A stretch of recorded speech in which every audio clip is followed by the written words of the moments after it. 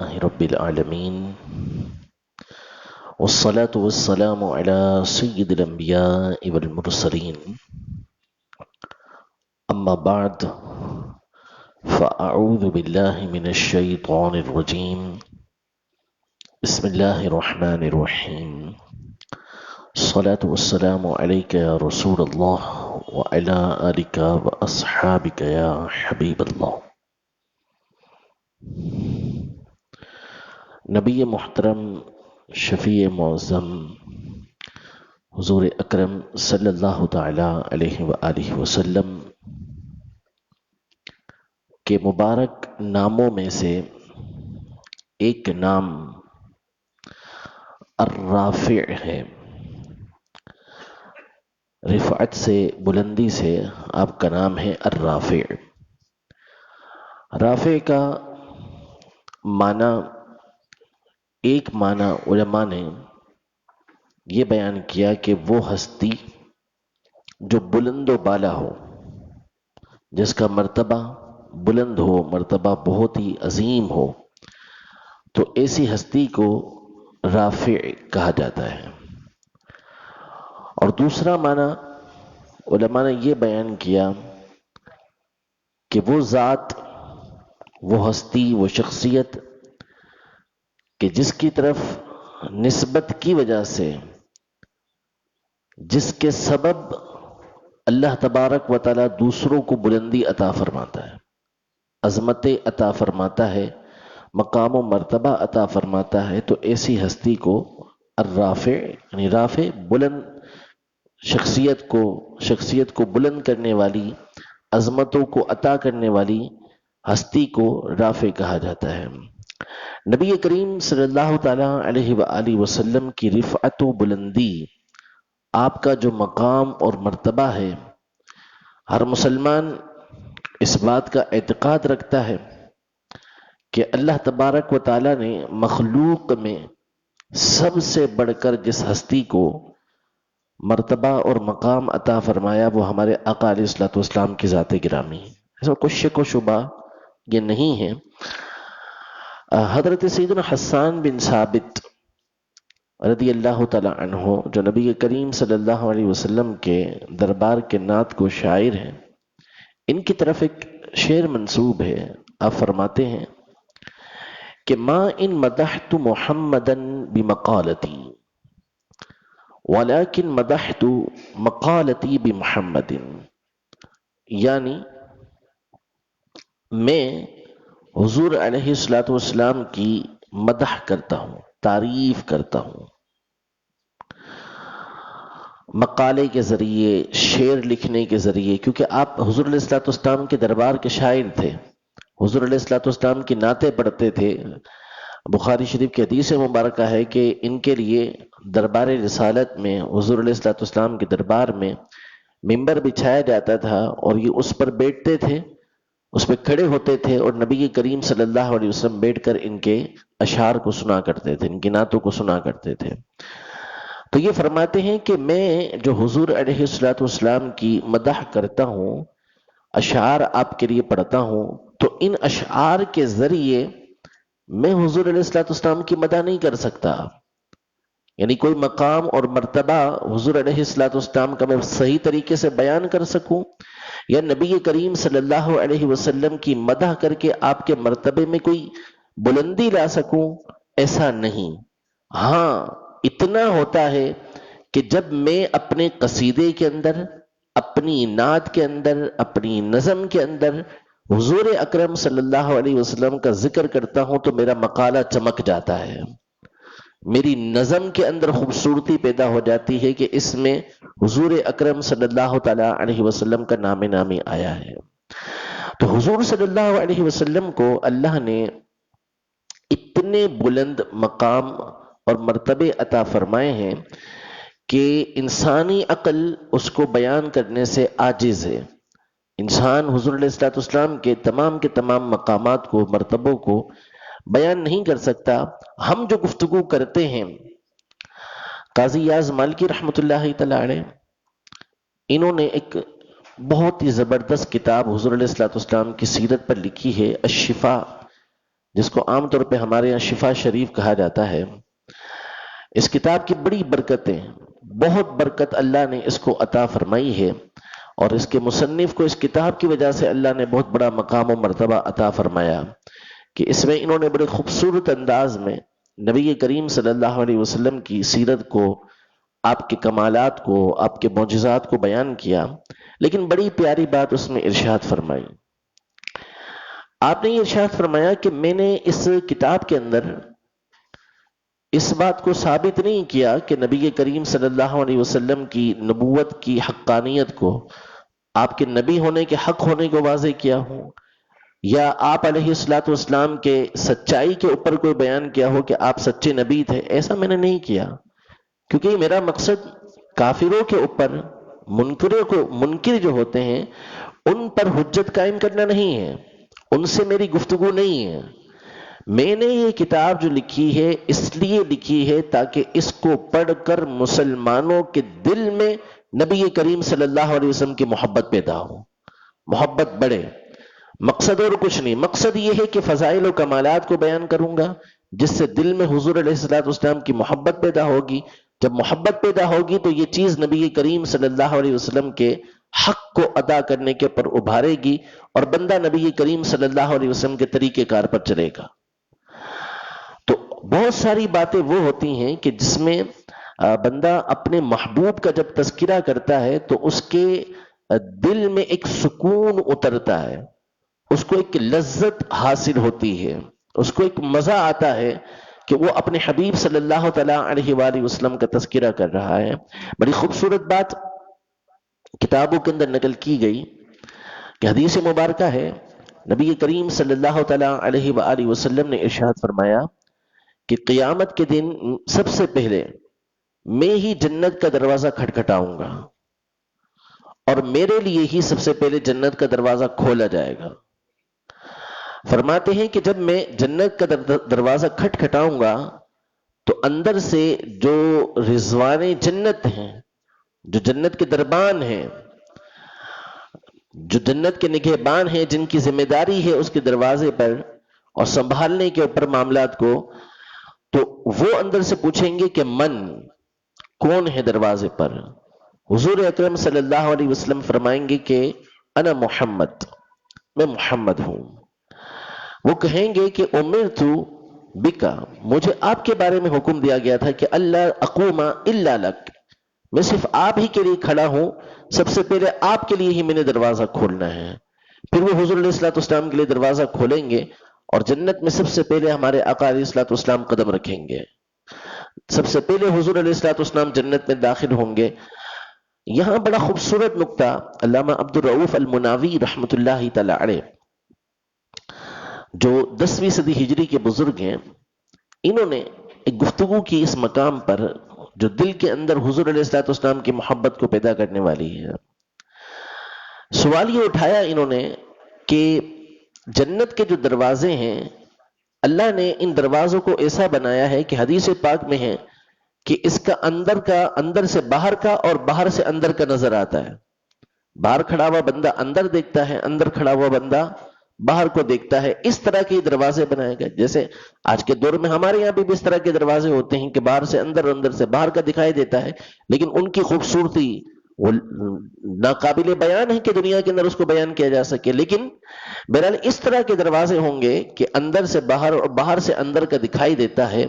تو سوال یہ اٹھایا کہ جو رضوان جنت ہیں، جنت کے دربان ہیں، وہ تو نبی کریم صلی اللہ علیہ وسلم کو جانتے ہیں، حضور علیہ الصلوۃ والسلام سے ملاقات کر چکے ہیں، پھر انہوں نے یہ سوال کیوں کیا کہ آپ کون ہیں؟ وہ تو اندر سے دیکھ رہے ہیں کہ باہر نبی کریم صلی اللہ علیہ وسلم کھڑے ہوئے ہیں، دروازہ انہوں نے کھٹکھٹایا، صورت حضور علیہ الصلوۃ والسلام کی نظر آ رہی ہے، پہچانتے ہیں کہ یہ نبی کریم صلی اللہ علیہ وسلم ہے، اس کے باوجود سوال کریں گے کہ آپ کون ہیں؟ تو اس پر انہوں نے یہ جواب دیا کہ بات یہ ہے کہ فرشتوں کو نبی کریم صلی اللہ علیہ وسلم کی زبان اقدس سے آپ کا نام سننے میں مزہ آتا ہے، لطف آتا ہے، لذت محسوس ہوتی ہے، اس لیے انہوں نے حضور علیہ الصلوۃ والسلام سے پوچھا کہ آپ کون ہیں۔ جب کوئی پیارا ہوتا ہے، پاس ہو موجود، تو بندہ یہ چاہتا ہے کہ میرے پاس زیادہ دیر رہے، اس سے میں باتیں کرتا رہوں. ایک تو وہ ہوتا ہے کہ جو آئے تو بندہ اس کو بھگانے کے چکر میں ہوتا ہے، ایک نارمل آ گیا، اور ایک ہوتا ہے محبوب ہوتا ہے، پیارا ہوتا ہے کہ جو قریب رہے تو بندہ چاہتا ہے کہ میرے پاس ہی رہے، میں اس سے گفتگو کرتا رہوں. تو بعض علماء نے یہاں پر یہ بیان کیا کہ جس طرح امام غزالی رحمت اللہ تعالی علیہ کو خواب میں نبی کریم صلی اللہ علیہ وسلم کی زیارت، امام شاذلی رحمت اللہ تعالی علیہ نے نبی کریم صلی اللہ علیہ وسلم کی زیارت کی، وہاں پہ دیگر انبیاء کرام علیہ السلام بھی موجود تھے. تو حضرت سیدنا موسیٰ علیہ نبینا و علیہ الصلوۃ والسلام نے نبی کریم صلی اللہ علیہ وسلم سے عرض کی کہ آپ نے یہ ارشاد فرمایا ہے کہ میری امت کے علماء یہ بنی اسرائیل کے انبیاء کی طرح ہیں، یعنی جس طرح بنی اسرائیل کے انبیاء کرام علیہ السلام لوگوں کی رہنمائی کرتے رہے، لوگوں کو شریعت کی طرف لاتے رہے، تو اسی طرح آپ کی امت کے علماء یہ کام کریں گے. وہ اس طرح کے افراد ہیں. تو ذرا کوئی دکھائیے تو صحیح کہ جو آپ کی امت کے اندر ایسا عالم ہو. تو خواب کا یہ معاملہ ہے، کتابوں کے اندر یہ واقعہ نقل کیا گیا ہے، مشہور کتابوں میں. تو وہ فرماتے ہیں امام شاذلی رحمت اللہ تعالی علیہ کہ نبی کریم صلی اللہ علیہ وسلم نے حضرت امام غزالی کو بلایا. امام غزالی، ان کی روح حضرت سیدنا موسیٰ علیہ السلام کے سامنے حاضر ہوئی. نبی کریم صلی اللہ علیہ وسلم بھی تشریف فرما ہے. تو حضور علیہ السلام نے فرمایا کہ یہ ہیں. موسیٰ علیہ السلام نے پوچھا کہ آپ کا نام کیا ہے؟ تو امام غزالی نے کہا کہ محمد ابن محمد الغزالی، ابو حامد. میرا نام، میری کنیت ابو حامد ہے، نام محمد، والد کا نام بھی محمد، دادا کا نام بھی محمد، اور نسبت ہماری غزالی ہے. تو سیدنا موسیٰ علیہ السلام نے یہ ارشاد فرمایا کہ میں نے صرف آپ کا نام پوچھا تھا، میں نے صرف آپ کا نام پوچھا تھا، آپ بول دیتے محمد نام ہے. یہ ابو حامد محمد ابن محمد الغزالی یہ کہنے کی کیا ضرورت تھی؟ تو حضرت امام غزالی رحمت اللہ تعالی علیہ نے عرض کی کہ قرآن پاک میں ہمیں یہ واقعہ بیان کیا گیا کہ جب آپ کی اللہ تعالیٰ سے گفتگو ہوئی تو اللہ تعالیٰ نے آپ سے ارشاد فرمایا کہ وما تلک بیمینک یا موسیٰ، اے موسیٰ آپ کے سیدھے ہاتھ کے اندر کیا ہے؟ تو آپ نے کہا ہی عصائی، یہ میرا عصا ہے، اتوکأ علیہا واحش بہا علی غنمی ولی فیہا معاریب اخرى، یہ میرا عصا ہے، میں اس کے ذریعے سے ٹیک لگاتا ہوں، ٹیک لگانا ہو تو اس پہ ٹیک لگا لیتا ہوں، بکریوں کے اوپر اس کے ذریعے سے پتے جھاڑتا ہوں تاکہ وہ کھا لیں، اور میرے اس کے اندر بہت سارے فائدے ہیں. امام غزالی نے عرض کی کہ اللہ نے آپ سے فقط اتنا سوال کیا تھا کہ آپ کے سیدھے ہاتھ میں کیا ہے؟ آپ کہہ دیتے میرا عصا ہے. یہ اتنی ساری باتیں آپ نے بیان کی کہ میں اس پر ٹیک بھی لگاتا ہوں، اس سے پتے بھی جھاڑتا ہوں، اور اس میں میرے بہت سارے فائدے ہیں، اس کی کیا وجہ ہے؟ تو موسیٰ علیہ السلام نے کہا کہ میں اللہ کی بارگاہ میں حاضر تھا اور میرا رب مجھ سے کلام کر رہا تھا تو مجھے لذت آ رہی تھی، مجھے مزہ آ رہا تھا، تو اس لیے میں نے بات کو طول دیا، لمبا کیا بات کو تاکہ زیادہ سے زیادہ بات کر سکوں. امام غزالی نے عرض کی کہ آپ بھی اللہ کے نبی ہیں، آپ سے گفتگو کرتے ہوئے مجھے مزہ آ رہا تھا، اس لیے میں نے بات کو لمبا کیا اور میں نے اتنا لمبا اپنا نام آپ کے سامنے بیان کیا. تو جو پیارا ہوتا ہے اس سے گفتگو میں مزہ آتا ہے. رضوان جنت چاہتے تو دروازہ ایسے ہی کھول دیتے. نبی کریم صلی اللہ علیہ وسلم اندر تشریف لے آتے، انہوں نے کہا کہ میں کچھ باتیں کروں نبی کریم صلی اللہ علیہ وسلم سے. تو پوچھا کہ آپ کون ہیں؟ جب بتایا میں محمد ہوں تو دروازہ کھول دیتے. کہنے لگے گفتگو کو بڑھاتے ہیں کہ مجھے اللہ کی طرف سے حکم ہی اس بات کا دیا گیا کہ میں آپ سے پہلے کسی کے لیے کھڑا ہی نہ ہوں، سب سے پہلے آپ کے لیے دروازہ کھولوں. تو یہ محبت بھری باتیں ہوتی ہیں کہ بندہ جس سے محبت کرتا ہے اس کا جب اس انداز میں تذکرہ کرتا ہے تو اس کے دل کے اندر محبت بڑھتی ہے. تو قاضی یاز مالکی رحمت اللہ تعالی فرماتے ہیں کہ میں نے یہ کتاب لکھی اس لیے تاکہ اس طرح کی محبت والی باتیں ہوں، فضائل والی باتیں ہوں، کمالات والی باتیں ہوں، لوگوں کے دلوں کے اندر نبی کریم صلی اللہ علیہ وسلم کی محبت بڑھتی چلی جائے اور پھر وہ نبی کریم صلی اللہ علیہ وسلم کے طریقے کار پہ چلتے رہیں. اس لیے کہ محبت پیروی کرواتی ہے، محبت پیچھے چلاتی ہے. ہیرو سے محبت کرنے والے اس کے جیسا پف بنائیں گے اس کے جیسی پینٹ پھاڑ لیں گے، کسی نے کسی مقام سے اس نے پھاڑی ہوئی ہو تو وہ کچھ اور کرے گا تو کچھ اور بھی کر ڈالیں گے، لیکن جو نبی کریم صلی اللہ علیہ وسلم سے محبت کرنے والا ہوگا وہ آپ کے طریقے کار پہ چلنا شروع کر دے گا۔ اس لیے فرماتے ہیں کہ میں نے یہ کتاب لکھی اس لیے تاکہ اس کے ذریعے سے لوگوں کے دلوں میں محبت پیدا ہو اور پھر وہ نبی کریم صلی اللہ علیہ وسلم کے طریقے کار کو اختیار کریں۔ الحمدللہ اس کتاب کا میرا ایک پورا درس ہے مدنی چینل پر، جو تقریباً 100 ایپیسوڈ اس کے موجود ہیں، 107، یہ آپ کو نیٹ پر مل جائیں گے یوٹیوب وغیرہ پر۔ اور پوری اس کتاب کی میں نے شرح کی ہے، تشریح بیان کی ہے کہ اس کتاب کے اندر قاضی اعظم مالکی رحمۃ اللہ تعالی نے کتنی خوبصورت باتیں نبی کریم صلی اللہ علیہ وسلم کی محبت کی بیان کی ہیں۔ تو بہرحال حضور اکرم صلی اللہ تعالی علیہ وآلہ وسلم کی جو شان ہے اس کو بیان کرنے سے جو بندہ ہے اس کے دل کے اندر الفت و محبت پیدا ہوتی ہے۔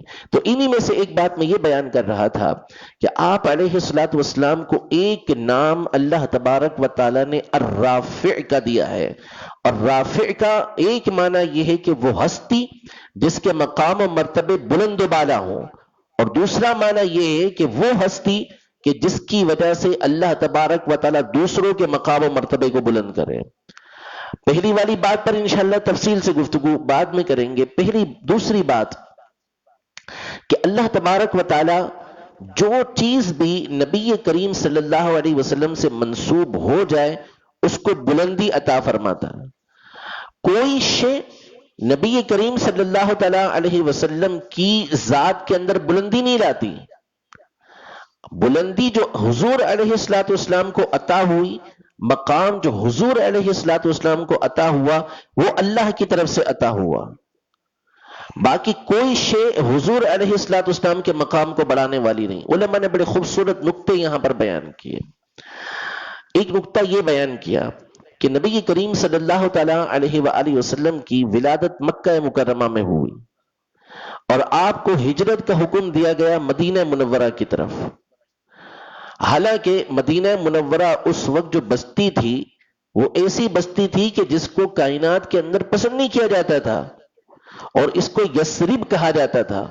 اور یثرب کا معنی ہوتا ہے کہ وہ جگہ جہاں بلائیں، جہاں وبائیں ہوں، جہاں بلا ہو، وبا ہو، بیماریاں ہوں، ایسے مقام کو یثرب کہا جاتا تھا۔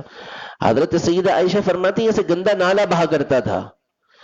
تو ایک ایسا مقام نبی کریم صلی اللہ علیہ وسلم کو مکہ مکرمہ سے مدینہ منورہ کی طرف ہجرت کا حکم ہوتا ہے، یثرب کی طرف۔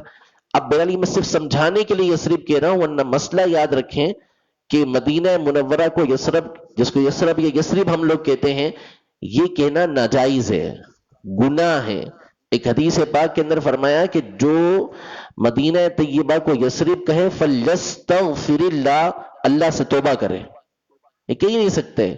بعض لوگوں نے لکھ دیا، بعض بزرگوں کے کلام میں بھی آ گیا تو ان کو یہ حدیث معلوم نہیں تھی۔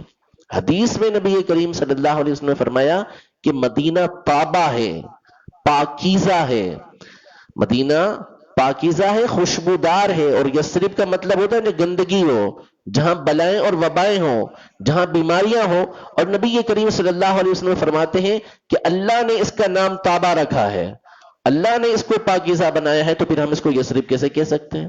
فرمایا کہ جو مدینے کو یثرب کہے فلیستغفر اللہ، وہ اللہ سے معافی مانگے، توبہ کرے اس کے اوپر۔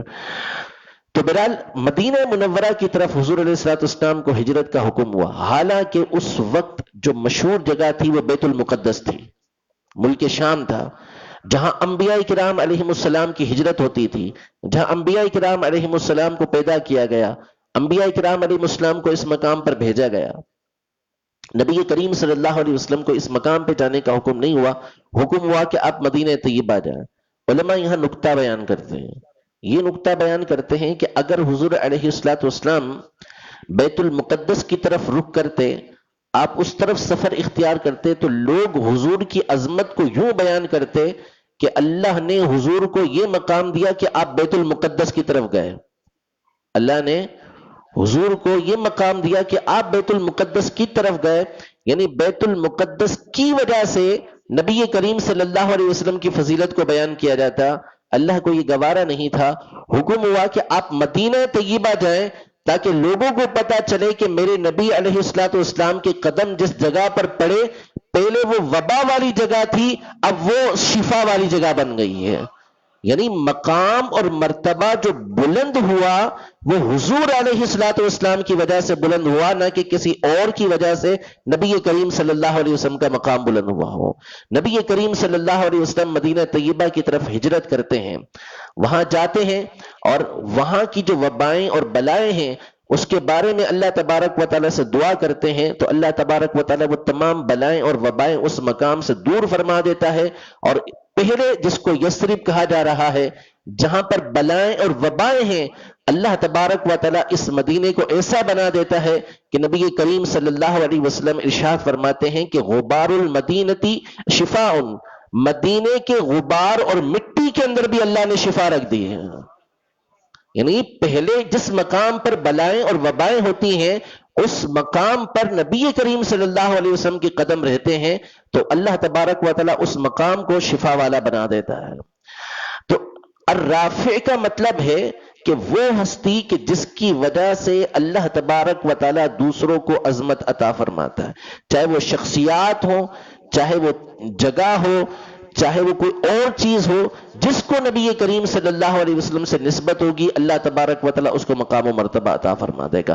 حضرت سیدنا بلال رضی اللہ تعالیٰ عنہ حضور علیہ الصلوۃ والسلام کی غلامی میں آنے سے پہلے کفار کے غلام تھے، کوئی مقام و مرتبہ نہیں تھا، ظلم و ستم آپ کے اوپر ہوتا تھا.